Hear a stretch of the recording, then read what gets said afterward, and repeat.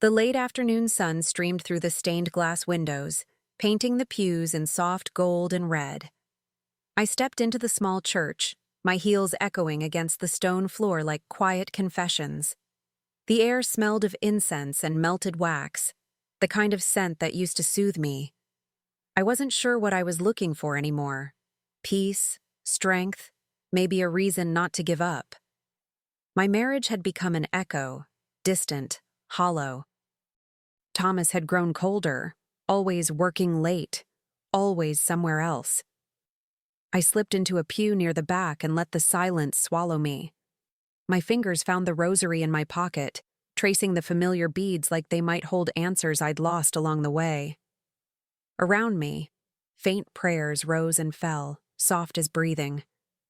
I closed my eyes and tried to pray too, but my mind kept wandering back to him, to the man who used to make me feel seen. When did love become so quiet? So polite? Then I heard it, a man's voice, low, steady, coming from the confessional ahead. At first, it was just background noise. But then, the voice sank in. Familiar. Too familiar. My stomach tightened. "Forgive me, Father, for I have sinned," he said. My heart dropped. It was Thomas, my husband. Right there, confessing to another man what he'd never dared confess to me. At first, I thought maybe I'd misheard. My mind tried to protect me, twisting the sound into doubt. But then I caught the next words. "I've betrayed my wife, more than once." The world tilted. My breath hitched so sharply it hurt. Betrayed. More than once. The rosary slipped from my fingers, clattering softly against the wood. I stared at the confessional, my pulse pounding in my ears, wishing it was anyone else, anyone but him. The priest's voice came next, calm, patient, gentle. "My son, repentance requires change. Why do you continue?" And then Thomas answered, cold and clear. "Because she doesn't make me feel alive anymore." Every syllable cut through me like glass. I felt my throat tighten, my chest ache as tears burned behind my eyes. Alive? Had he even looked at me lately? Really looked? I'd been fighting to keep us breathing while he was busy chasing life somewhere else. I wanted to storm out, scream, demand the truth right there under the cross. But I couldn't move. My body was frozen, as if even God didn't want me to interrupt his holy deceit. So I just sat there, gripping the pew, holding in sobs that felt too sacred to release in that place. The irony was unbearable. He came here to cleanse his soul, while staining what was left of ours. I don't remember how long I sat there after his voice faded. The church felt colder, even with the candles flickering all around me. I could still hear his words circling in my head, each one heavier than the last. She doesn't make me feel alive anymore. How many times had I prayed for him, defended him, convinced myself he was just tired? I had begged heaven for answers, and now I'd gotten one I never wanted. When he finally stepped out of the confessional, I sank lower in my seat, hiding behind the marble pillar. He looked lighter, almost peaceful, like he'd just dropped a burden onto someone else's shoulders. Mine, maybe? Watching him walk past, unaware that his secret had found an audience, I felt something inside me shift.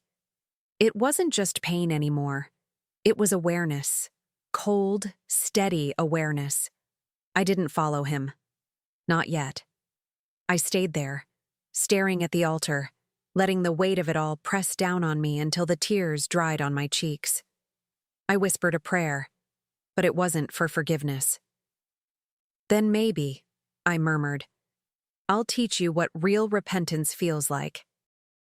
The words hung in the air, quiet but alive, like a promise forming in the dark. I waited until the echo of his footsteps vanished before leaving the church. The evening air hit me like a slap, cool, sharp, honest. I walked home slowly, letting each step absorb what I'd just heard. By the time I reached our front door, My face was calm again. That's the thing about betrayal. It teaches you how to wear silence like armor. When he came home later, I was already sitting at the table, pretending to read. He smiled, kissed my cheek, and asked, "You okay? You look pale." I forced a small smile. "Just tired. Long day," I said.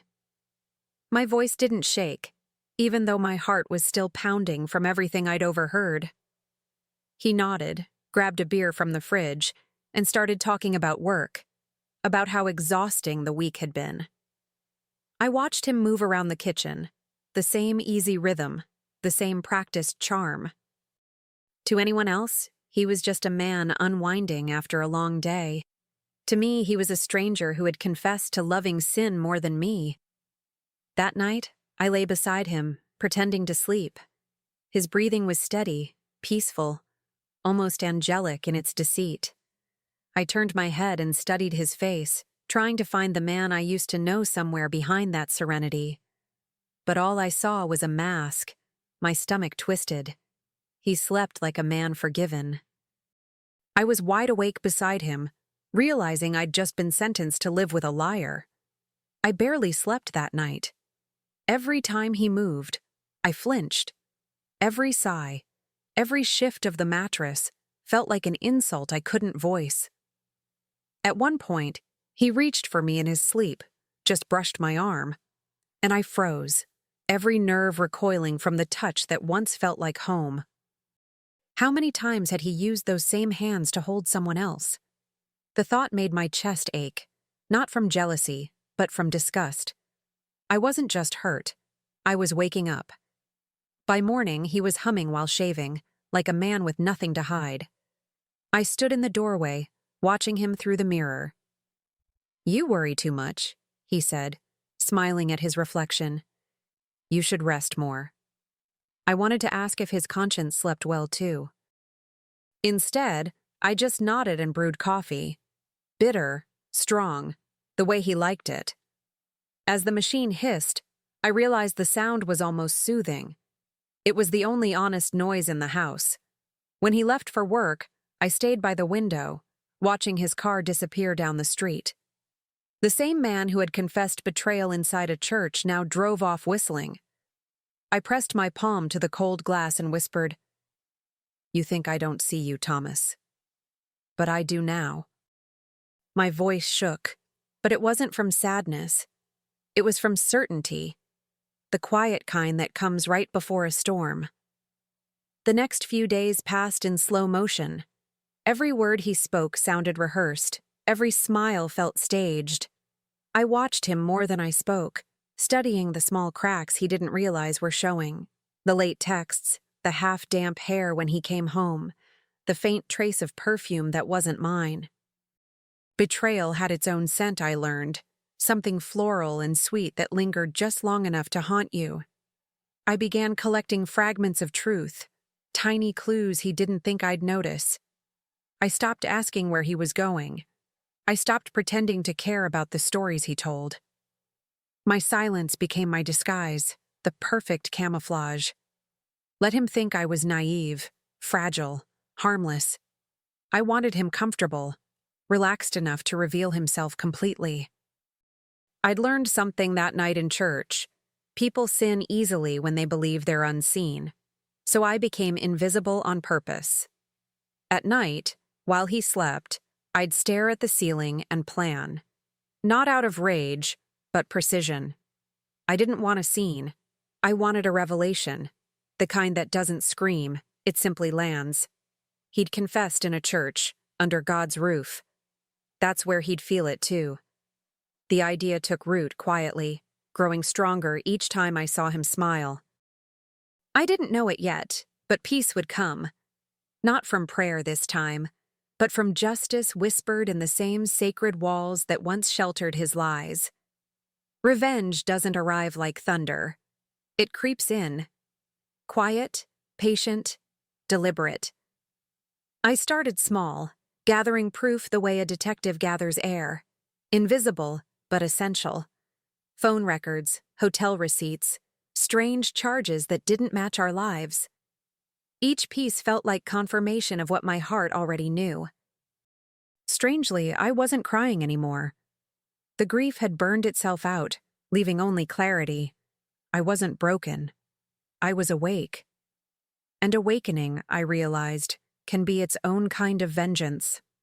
One morning, I sat at the kitchen table sorting through the evidence, the lies that had been hiding in plain sight. My hands didn't tremble.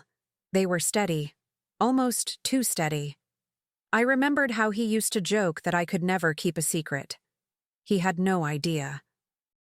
This wasn't about confrontation anymore. It was about revelation. He'd confessed to God. Now he'd face the truth in front of the living. But I couldn't do it alone, not this time. If I was going to drag this sin into the light, I needed the place where it began. So I called Father Gabriel, the same priest who had listened to Thomas's confession. My voice was calm when I asked for a private meeting. He agreed, not knowing that I was bringing him into the eye of my storm. When I walked into the rectory, Father Gabriel looked surprised to see me. Maybe it was the calm in my eyes, the kind that comes only after something inside you has died. He invited me to sit, his voice gentle, wary. "You said you needed to talk?" he began. I nodded, folding my hands in my lap like a student before confession. "Father," I said softly, "I overheard something last week. In the confessional." His brow furrowed immediately. "You know that's not for your ears." "I do," I replied, steady. "But maybe what I say next will sound more like a confession than a sin."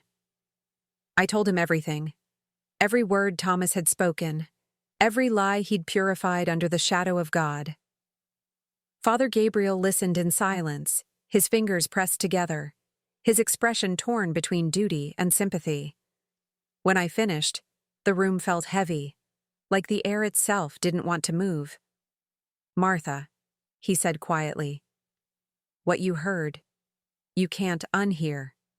But revenge is not the way." I met his eyes unflinching.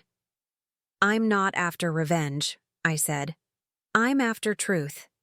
If confession is about facing what we've done, then maybe it's time Thomas faces it somewhere other than a dark booth." He sighed, and I could tell he didn't believe me. Not fully. But he didn't stop me either. Maybe he saw something in me that even I couldn't name yet. A woman who'd stopped praying for mercy and started listening to justice. When I left Father Gabriel's office, the church bells were ringing for evening prayer. Their sound used to comfort me. Now it felt like a countdown. I stood outside, staring at the cross against the fading sky, and felt a strange calm settle over me. This wasn't chaos anymore. It was purpose. He had used God's house to confess his sin, to wash himself clean while I drowned in doubt. Fine. I would use that same holy ground to resurrect the truth. Over the next days, I rehearsed every detail in my mind. Timing, tone, words. It couldn't be loud or desperate. It had to be sacred. Let him feel the eyes of heaven on him while the walls that once held his secret became his stage of shame. I imagined the silence after I spoke, the gasp, the stillness. I didn't crave his pain. I craved the justice of exposure. Sometimes light doesn't heal. It burns. And some sins deserve to burn. When I closed my eyes that night, I finally slept. No tears, no trembling, just peace, deep and cold.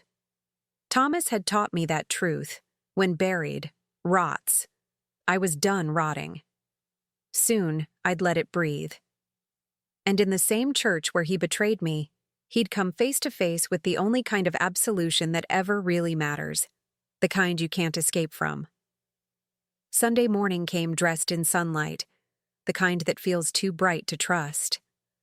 I stood before the mirror, fastening the same pearl earrings I wore on our wedding day. My hands didn't shake. I wanted to look composed, unremarkable, a wife attending Mass beside her husband. But inside, I was something else entirely. I wasn't there to worship. I was there to witness the undoing of deceit, As I walked into the church, the air smelled of lilies and incense, sharp and clean, fitting, I thought, for a cleansing. Thomas was already there, sitting in the second pew, looking smugly content. He glanced back and smiled when he saw me, as if nothing between us had shifted. I smiled too. How easy it was to lie when the other person thought they were the only one doing it. During communion, I watched him kneel, eyes closed, lips moving in prayer. A man so proud of his faith, so confident in his performance. I almost pitied him. Almost. After Mass, Father Gabriel invited everyone to stay for the charity meeting, the one I'd organized. The parishioners settled in, their chatter light, unsuspecting. Thomas stayed too, of course, the dutiful husband, the moral man.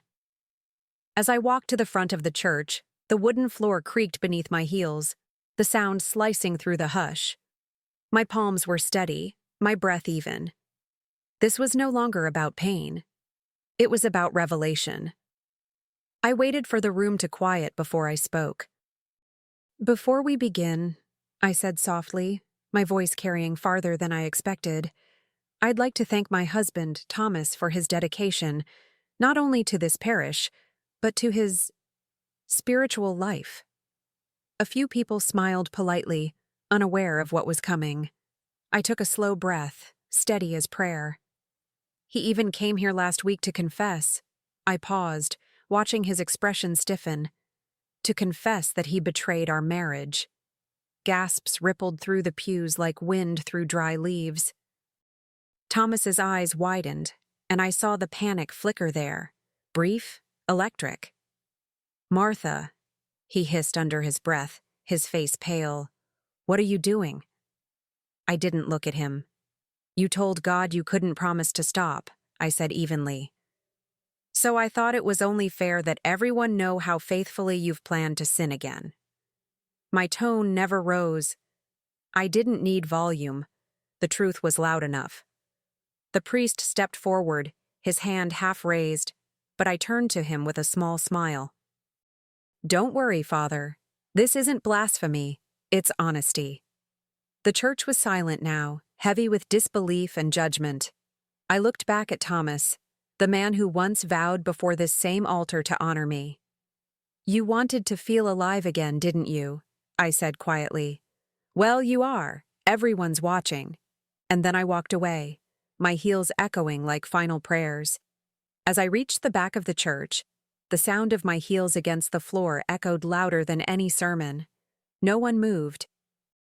No one dared speak. I could feel their eyes on me. Pity from some, admiration from others, shock from the rest. But I didn't care. My world had already collapsed once. This time, I was the one doing the demolition. Outside, the sunlight hit me full in the face, sharp and warm, and for the first time in months, I didn't flinch from it. Behind me, I heard the faint murmur of voices. Thomas trying to explain, to contain the wreckage. I didn't turn back. Let him squirm under the same cross where he'd once whispered his deceit. The truth didn't belong to him anymore. It belonged to me, and to every woman who'd ever been made to feel small in the name of forgiveness. My heart wasn't light, but it was steady. I'd carried the weight long enough. As I walked down the church steps, the wind picked up, catching the hem of my dress like a quiet applause. I thought of the candles flickering inside, the smoke curling upward, prayers for souls in need of saving.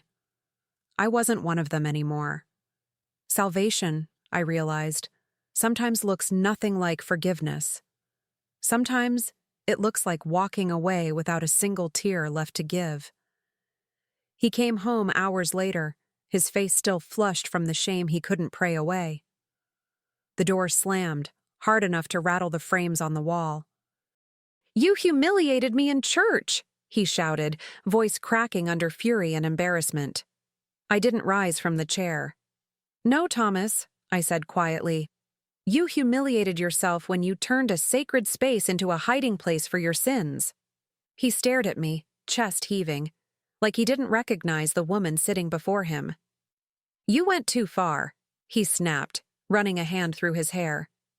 I almost laughed, the irony of it all. "Too far?" I repeated, standing slowly. "You went further, Thomas. And you didn't even have to leave the pew to do it." My tone wasn't cold, it was final. I think that scared him more than if I'd screamed. Silence has its own kind of violence, especially when it comes from someone who used to cry. He looked around, searching for something. Forgiveness, maybe, or the pieces of his pride. But there was nothing left for him to find. The walls that once felt like home had become neutral ground. I picked up the envelope from the table, the one I'd prepared days ago, and placed it in his hand.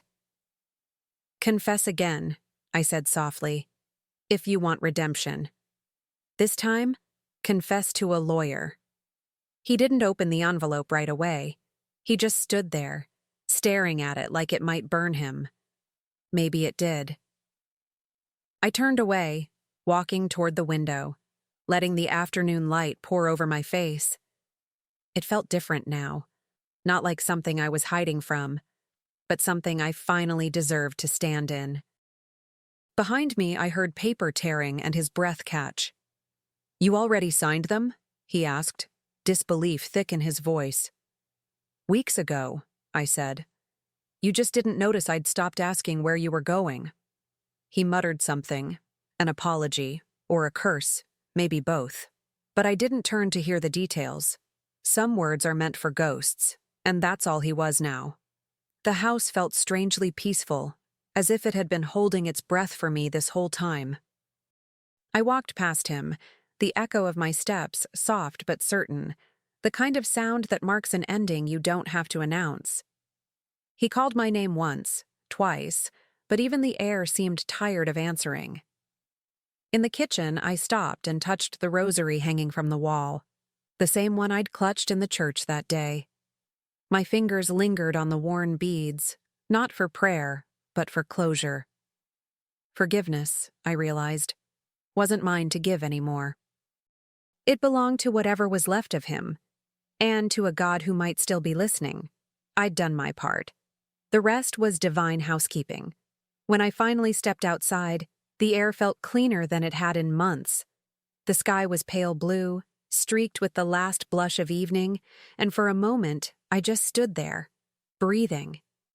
I hadn't realized how heavy my chest had been until that weight lifted. I wasn't angry anymore. Anger fades. What stays is something quieter, a kind of freedom that hums in your bones, reminding you that survival can be holy too.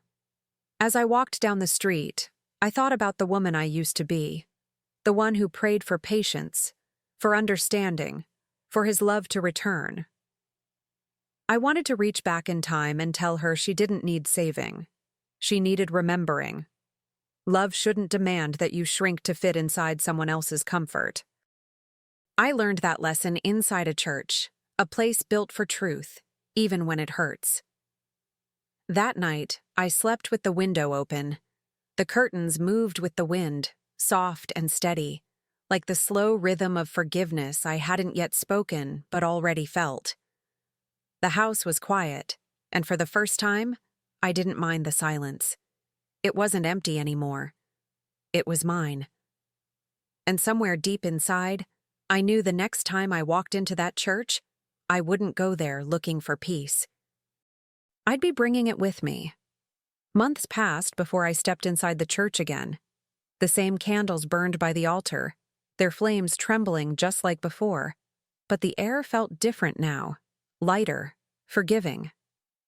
I sat in the same pew where I'd once gripped my rosary so tightly my knuckles turned white. This time my hands were open. The afternoon sun spilled through the stained glass, bathing everything in colors that looked almost alive.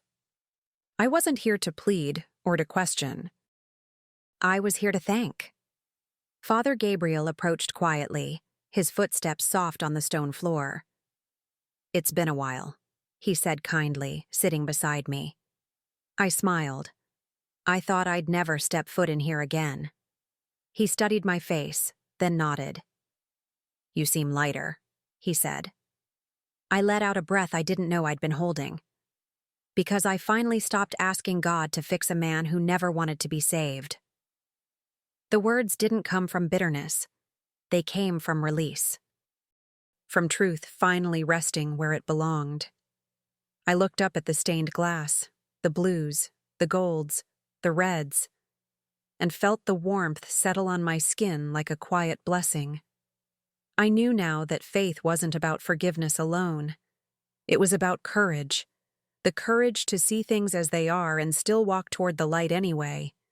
He had confessed his sins in the dark. I had learned to live in the light. And for the first time in forever, I felt free.